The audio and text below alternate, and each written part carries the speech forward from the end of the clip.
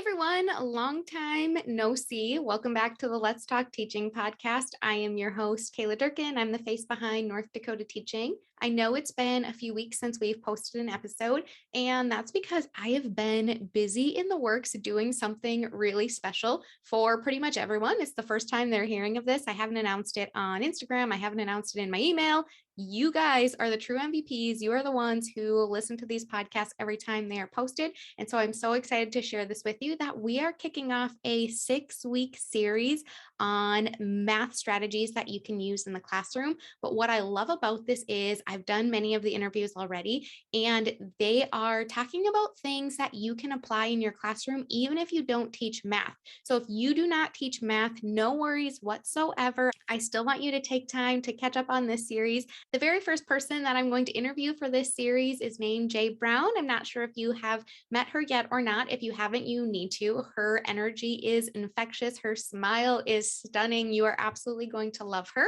You can find her at joyful.math on Instagram.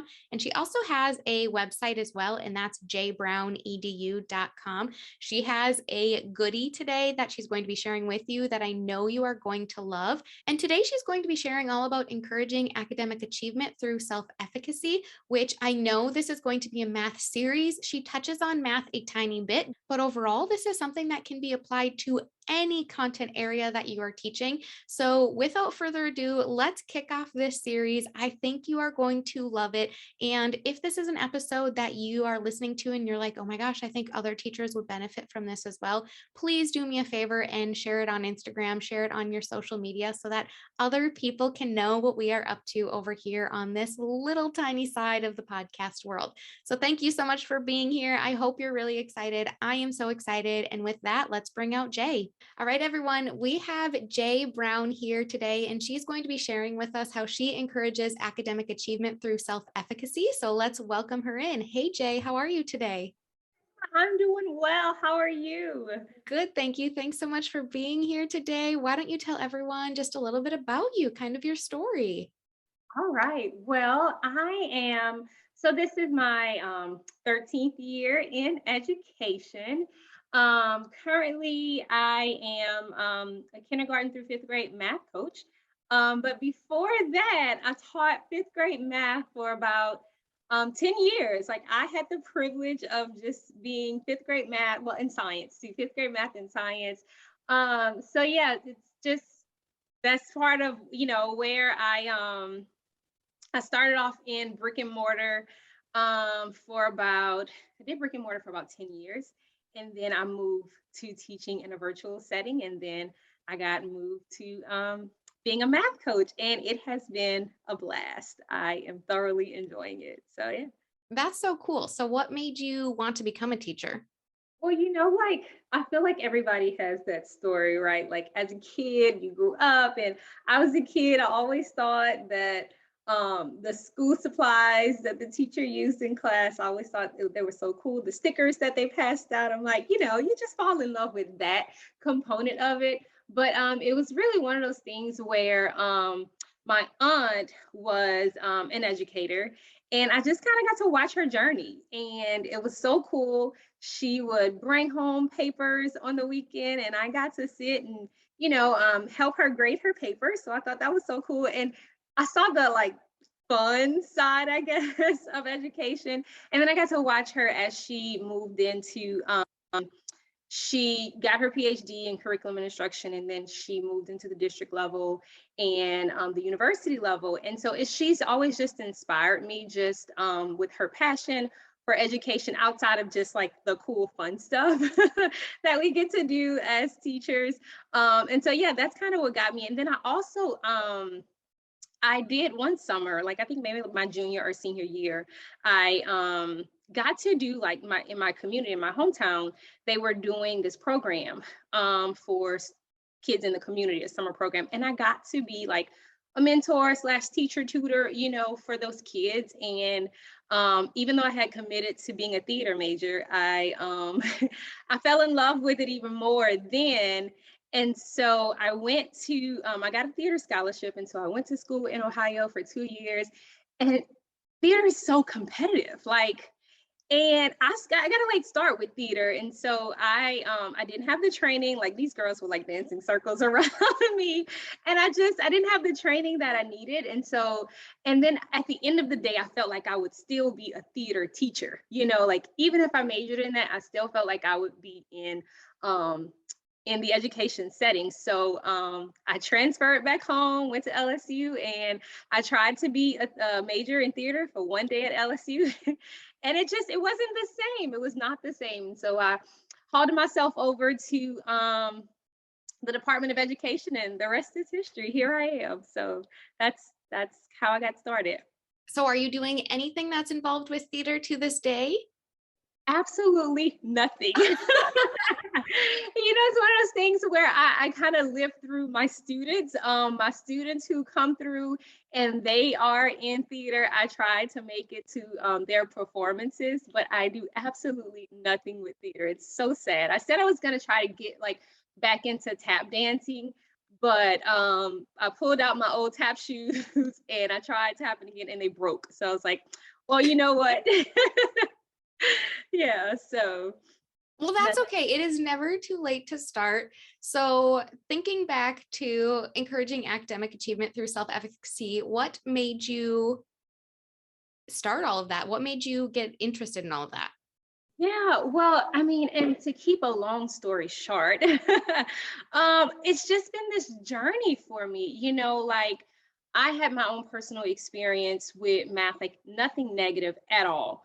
Um, but I just had these moments where things just clicked for me more than ever with math. And it was in my methods class. Um, in my, majoring in education, we took a math methods class. And I got to see like the conceptual side of math, and I absolutely fell in love with math. And so when I went into the classroom, I was always on this like mission to get students to really see like it's not that bad. And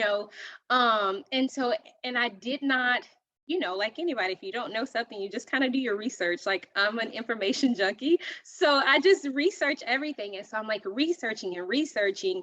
And then I'm like, okay, well, they're struggling because, it's the math anxiety, right? And I would always, when students would come to my class and they would say like, I hate math, or, just different comments, like negative comments about math, I'm always like, well, wait until you finish my class. You are going to love math, because I always felt like I had something to bring to them that they had not yet experienced with math.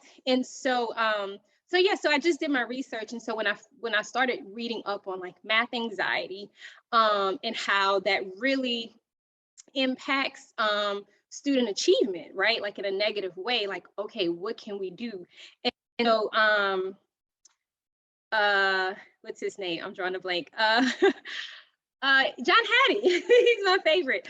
John Hattie does like this really, really amazing study about like the things that work best in education, right? And so self-efficacy is like number 15 out of like 252 influences, and so I'm like, whoa, like when I saw that, I'm like, whoa, well, guess what, I better be focusing on self-efficacy because it's like at the top, it's higher than like scaffolding, and I think I don't want to quote, I don't quote it wrong, but I think it's class discussion. I think it's even on top of those. But so really that's what got me started on self-efficacy. Like, oh my goodness, like if I'm looking at this study and the research shows that this is like higher than all of these, like that's where I need to put my focus. So that's how I got started on this self-efficacy journey. And I'm sorry, I'll let you go ahead. Oh, no, I was just going to say there are so many different directions I want to take this next point into. The first one I do want to say for those of you who are listening, if you haven't done any research on John Hattie, he is like the real deal. He has this list, as Jay just mentioned, this list of 252 items that influence the classroom. And so there is everything on that list, from group participation to the way different kinds of ways student work. Now I'm completely blanking. I can't think of them, but the list is actually super interesting when you go through it. There are so many things that when I look at that list and I think, okay, this has to make a really big impact in the classroom. Yeah. And then you look at it on the list and you're like, okay, that one's actually at the bottom. It actually doesn't. And I put a lot of priority on that. So, Right, like homework, right? Like that was one of the right. ones that it was like way at the bottom. Yeah, absolutely. So definitely take some time to check out that list. But with all of that, there might be some people who are listening that they're not even really sure what self-efficacy means. So let's take it back a little bit and let's kind of just dive into that. Yeah, so self-efficacy, really Bandura like coined this self-efficacy phrase. But it's really a student's thoughts about if they are capable of completing a task, right? So if you are calling on a student in class and you hear crickets, like in those moments, they are thinking in their mind because kids, like, they want to please you, right? They want to please those around them, their peers.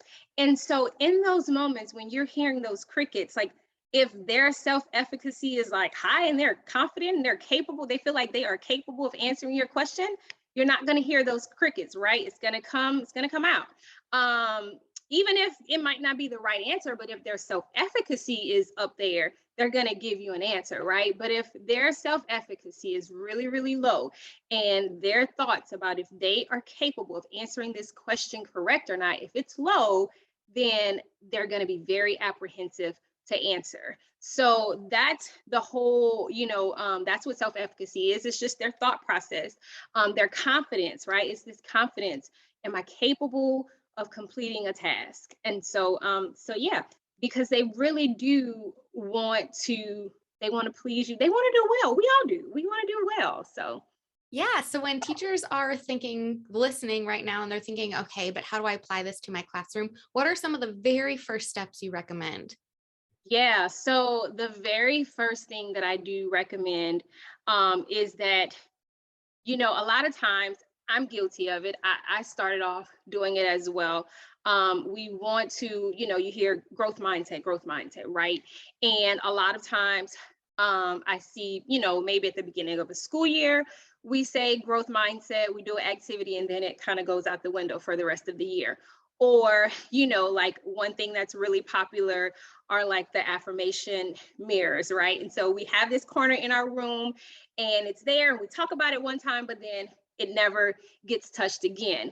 And so one thing that I became very intentional about was making sure that I had a growth mindset culture embedded into my classroom. So that growth mindset, social emotional culture just embedded into my classroom. And so not just one, where I was doing it at the beginning of the school year, but like really, really making it a big focus. And so I initially started off putting just quotes in my classroom, right? And so, like I said, so had those quotes in my classroom, and I may reference them, every now and then, but it wasn't as intentional.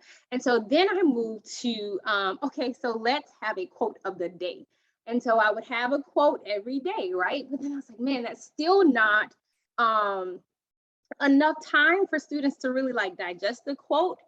And so then I said, okay, let's have a quote of the month where we can focus on this quote every single day and really take it apart and like apply it where we need to apply it. So really having this growth mindset, social emotional learning, like this culture embedded into everything that we do every morning when students come in, focusing on that quote. And then I would always have a question that went along with the quote. For instance, if the quote was, one of my favorites is by Einstein.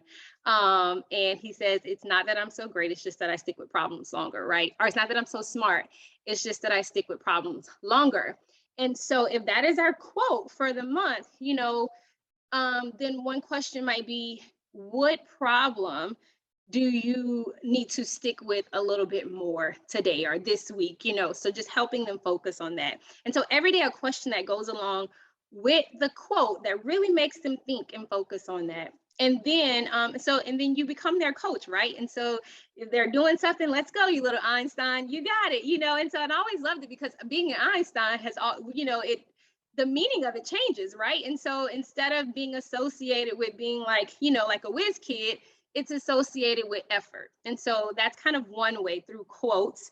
And then through like a growth mindset pledge or a mantra. So every day, and I got this from a really good book, is The Growth Mindset Coach. But in that book was this pledge. And so every single day after we looked at our quote, our students, we would say our growth mindset pledge. And it was, today I will have a good learning attitude, be an active learner and grow my brain, and be a mindful problem solver. So every single day. And I mean, the students, and I had it on the slide, but they began to just say it without even having it in front of them. It just became, just a part of our class. So it became the culture of our class. So that's the first thing. And just really, making sure that everything that I did in the classroom, it reflected that was my mindset, right? That I'm completely okay with you making mistakes. This is a safe space. And so, you have all of the videos and different things that you can use that teaches kids how their brain grows.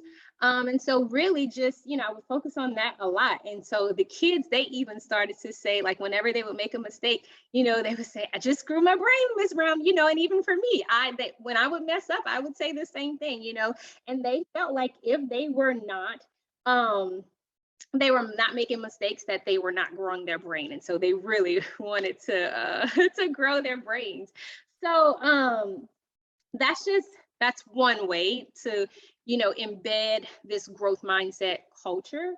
The other thing that I found to be really useful for students who have low self-efficacy is to make sure to provide specific feedback. Like, so they need to know like exactly what they are doing well at, so that they can continue to do it, right? Like if they have low self-efficacy and you come and you affirm something that they are doing, like they want to continue to do it.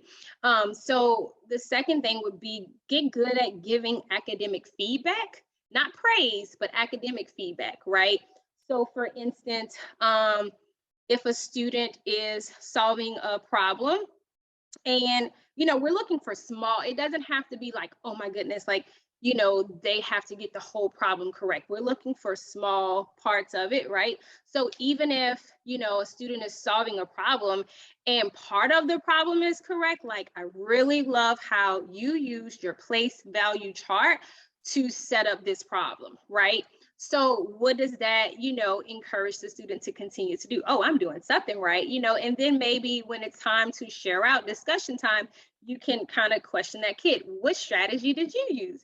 Oh, I use the place value chart, right? So it's building, helping those students to build their self-efficacy, because they are feeling like, okay, I got this, right? Like, I can do this.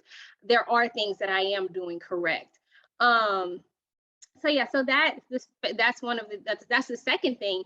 And then my students started to make comments. Well, like, I had different questions each morning, but in those morning times when we would have like our discussions, they would start to say that their favorite part of class was when like their work was placed on the board and their classmates would give them feedback, right? And so I always made it anonymous, like they never knew work was being displayed, but they would they would say, that's my work, thank you, and that was their favorite part of class. And so that's how I knew, like, man, this is really working, that these students are embracing feedback, like they want it. So that's the second thing. And then the third thing I would suggest is to provide scaffolded supports. Wait, before I say that, let me backtrack on the providing feedback. And I kind of touched on it, but thinking about, like, in order for students to be able to receive that feedback from anybody, from you or from their peers, that growth mindset culture that foundation has to be laid first, right? And so because I had already set up that system, these students were comfortable with receiving that. Like that was key. So just wanted to backtrack and say that. But the third thing that I would suggest is to provide scaffolded supports. So like students who suffer with low self-efficacy, scaffolded supports are a huge relief for them, because they don't feel like they are just pulling something out of the sky. And then, like, even in my research that I did on math anxiety, right? It talks about how a part of their brain, like literally, it like shuts down and they cannot think. And so when, we're giving kids work to do, like maybe, releasing them to do independent work, group work, whatever it is, and they kind of just sit there and they're doing nothing, it's because they have a, low self-efficacy. And so those scaffolded supports, it gives them something to put a finger on, whether it is an anchor chart that supports the learning that was just taught, whether it's success criteria that students have created to help them, with the process, the expectations of how to solve those problems, whatever type of scaffolded support it is. But it really, students with low self-efficacy, they need something. And I've heard sometimes people may say, well, if I give them an anchor chart, they'll always depend on it. But they won't, like, as once you give it to them and they begin to get comfortable with the process, you pull it away and they are completely fine without it. So those are three things that I would suggest to do if if your students are, you see that your students are, they're having these cricket moments, or they're sitting there disengaged, not wanting to work. Start with their self-efficacy. This is phenomenal. It is absolutely pure gold. I have to say, I'm actually really sad to know now that you are no longer in the classroom, because I feel like your classroom would just be on fire. I think it's amazing that you're supporting teachers by being a coach, but I just think the students that you made an impact on, that just, you can't put a price tag on that. So I think your classroom is amazing. And I Thank you, feel like Kayla. Thank how you. you said that you would completely change the way students perceived math. I don't have a doubt in my mind after hearing these three main tips. I mean, it's amazing. So you started with the quote, you started with the growth mindset, going into feedback, and then, oh my gosh, we just said it. What was the third one? Scaffolded supports. Yes, scaffolded support. All three of those things are, I can't even imagine the impact that they had in your classroom. So I feel like for people who, or teachers who are just trying to get this going, when you started working with all of this, did you get it right away? Was it something that just came natural to Absolutely you? not. I did not, Kayla. And I think that's what lights my fire even more, to help other teachers, because I absolutely did not get this right. um, you know, Coming out of the gate, did not get it right. And it's been a journey for me, just like trial and error, like trying to figure out, like, how do I get these kids to really enjoy math, leave my classroom with a different perspective. And they're like, there's one kid in particular I can think of right now. Like, if I see that kid, I'm gonna go run and hug him and apologize to him, because I wanted it so bad for him. And I think in my effort to help and try to figure out, like, what was going on, do we get, the kid services, or, like, just what is going on. In my effort to do that, I feel like I caused more damage than, helping them, or this particular kid. And I'm sure there are others, that in the beginning stages of this, like, I was trying to figure it out, and so I did not always get it right. And so, yeah, like, if I see that kid, or, any kid that and not like, in a way of like me saying mean things to them or whatever, but like I talked about, like, even our actions, right? Like unintentional actions that that things that we may do that communicate the wrong message. I definitely, I'm sure I am guilty of that.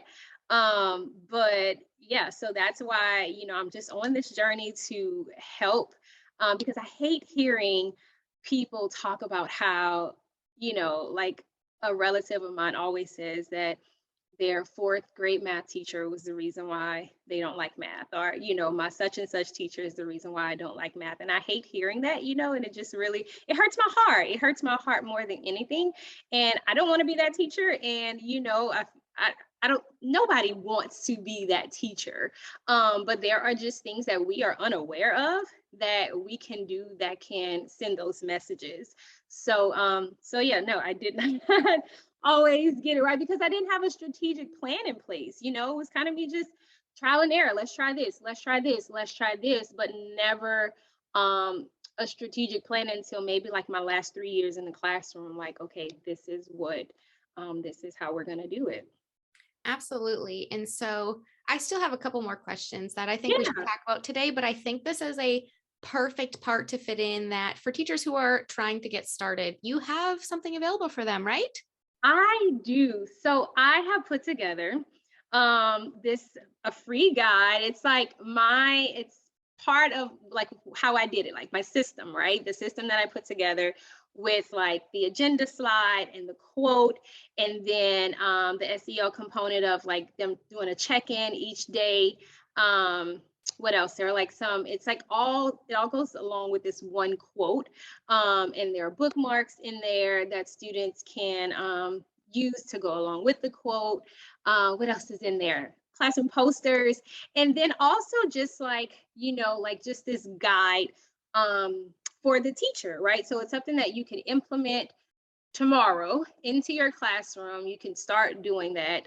That's one part of it. But then the other part is it's more informational, just kind of more information about self-efficacy and what are some other components what are some other things that we can do to increase student achievement, right? Because it's self-efficacy, that's the beginning of it, but that's not the whole thing. So a big part of it is intentional planning. So I have some stuff in there for intentional planning, creating scaffolded supports, just some goodness in there. But yeah, it's your free guide at joyful math. Sorry, take that back. jbrownedu.com/free guide. You can find that there, or you can just go to jbrownedu.com. And on my homepage, you can also get that free guide from there as well.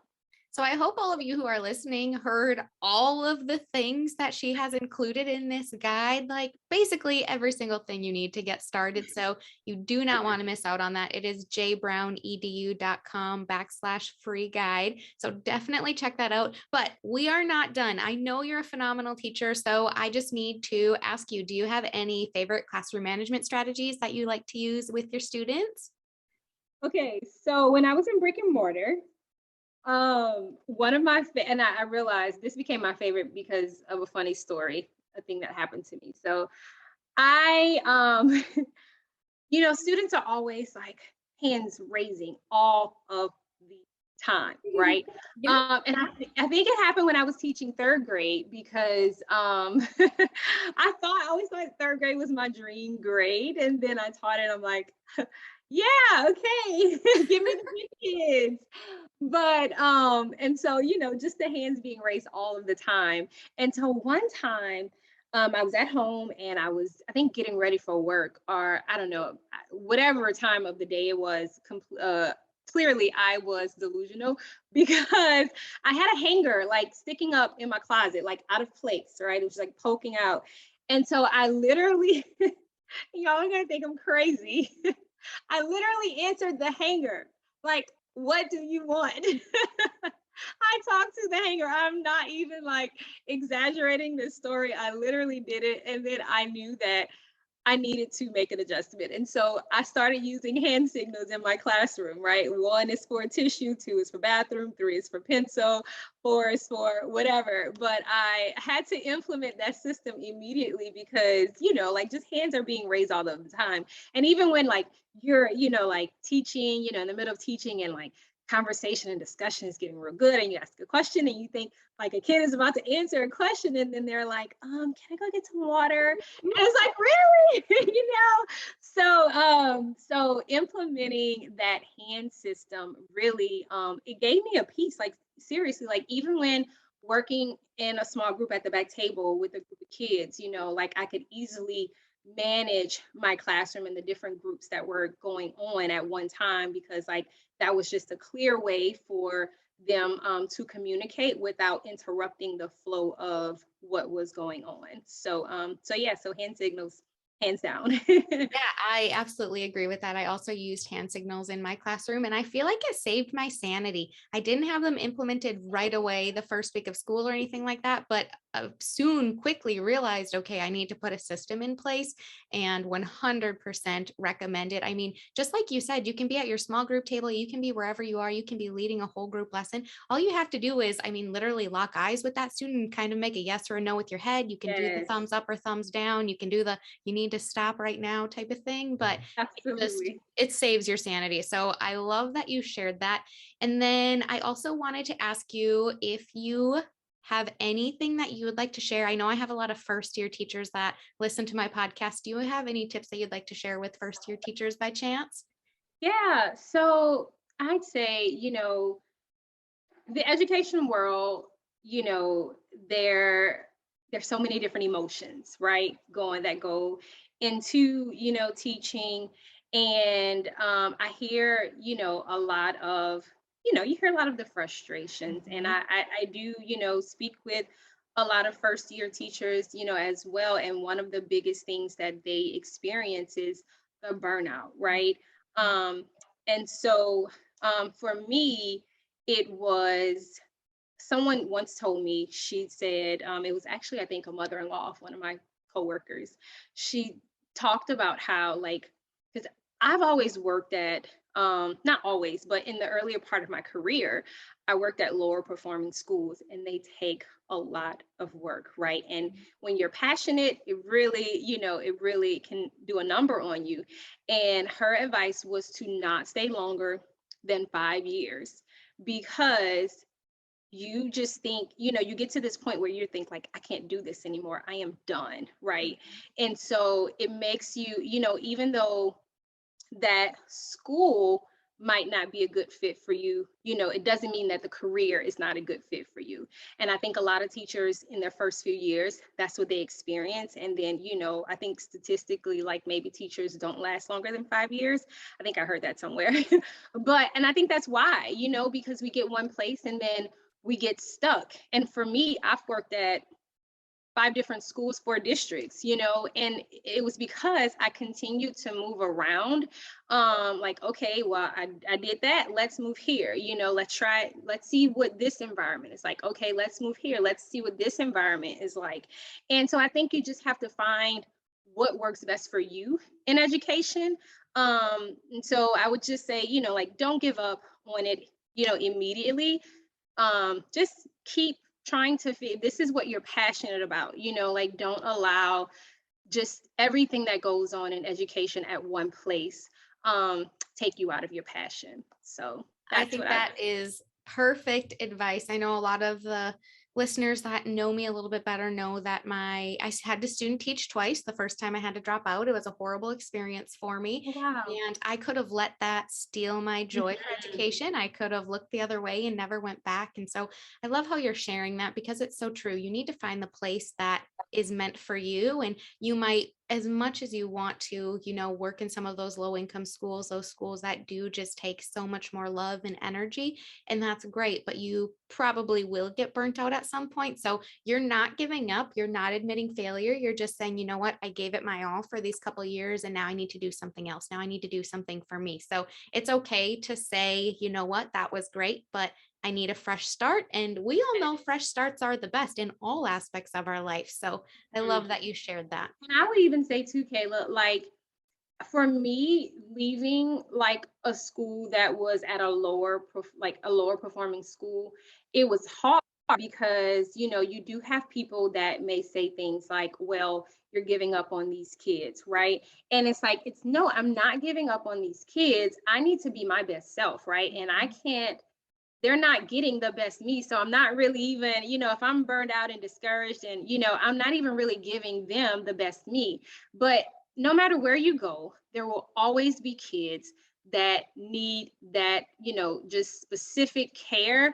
And, I found that, and I've worked at schools that are failing schools, I've worked at schools that are A schools, in an A district, and there will always be a kid who needs special care. And so, in a different environment, sometimes you're able to, if you're better, you're able to make a greater impact on those few kids versus somewhere else where you are not well and trying to make an impact on a whole classroom of kids. Right. So we got to make decisions that are the best for ourselves, and not listen to or think that people are going to think less of us if we are not at the hardest school in the area. So Absolutely. We absolutely need to remember that we are a human first and a teacher second, and it's okay to put ourselves first sometimes.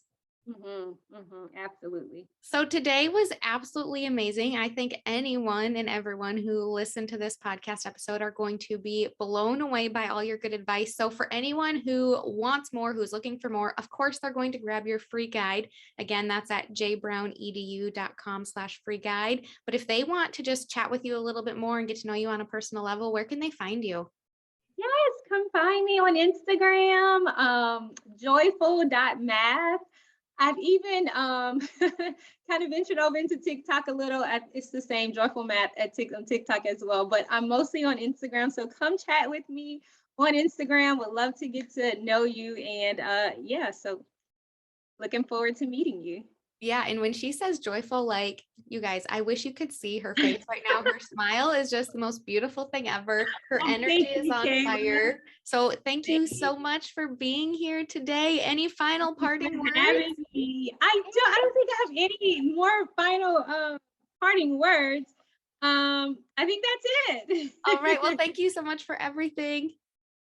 Thank you, Kayla. It's been a pleasure. Hey everyone, I hope you enjoyed the very first episode in our math series. We still have 5 more episodes to go. The topics each week are just going to get better and better. Next week, we have Jamie Miller, who is going to be sharing all about Math Workshop. If you are not familiar with Math Workshop, I will just give you the tiniest little overview. There are 4 parts to the structure. She focuses on a mini lesson, then she gets into her guided math groups. There are learning stations, and then there is a student reflection piece.